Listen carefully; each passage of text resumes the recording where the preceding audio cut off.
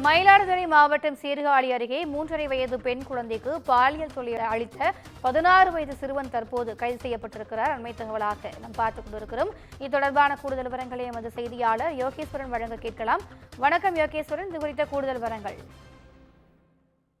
வணக்கம் திவ்யா. மயிலாடுதுறை மாவட்டம் சீர்காழி அருகே உள்ள கிராமத்தை சேர்ந்த 3.5 வயது பெண் குழந்தைக்கு அப்பகுதியில் உள்ள அங்கன்வாடியில் படித்து வருகிறது.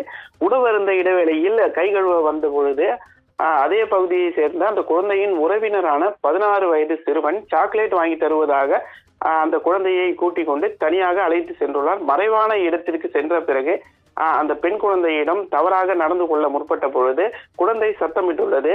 இதை கண்டு அதிர்ச்சி அடைந்த அந்த சிறுவன் உடனடியாக பக்கத்தில் இருந்த கல்லை எடுத்து குழந்தையின் தலையில் கொடூரமாக தாக்கியுள்ளான். இதில் குழந்தைக்கு தலை மற்றும் கண் பகுதியில் சிதைந்த நிலையில் குழந்தை மயங்கியுள்ளது. இதை கண்டு அதிர்ச்சி அடைந்த அந்த சிறுவன் அங்கிருந்து தப்பி ஓடியுள்ளார். நீண்ட நேரம் ஆகியும் குழந்தை வராததால் உறவினர்கள் மற்றும் பெற்றோர்கள் குழந்தையை தேட துவங்கியுள்ளனர். வெகு நேரமாக தேடிய பின்பு அங்கன்வாடியின் பின்பக்கம் இருந்த புதரில் குழந்தை மயங்கி கிடந்ததை கண்டு அவர்கள் அதிர்ச்சி அடைந்தனர். உடனடியாக குழந்தையை மீட்டு சீர்காழி அரசு மருத்துவமனைக்கு முதலுதவி சிகிச்சைக்காக அனுமதித்தனர். அதனைத் தொடர்ந்து குழந்தை தற்பொழுது பாண்டிச்சேரியில் உள்ள ஜிப்மர் மருத்துவமனையில் தீவிர சிகிச்சையானது அளிக்கப்பட்டு வருகிறது.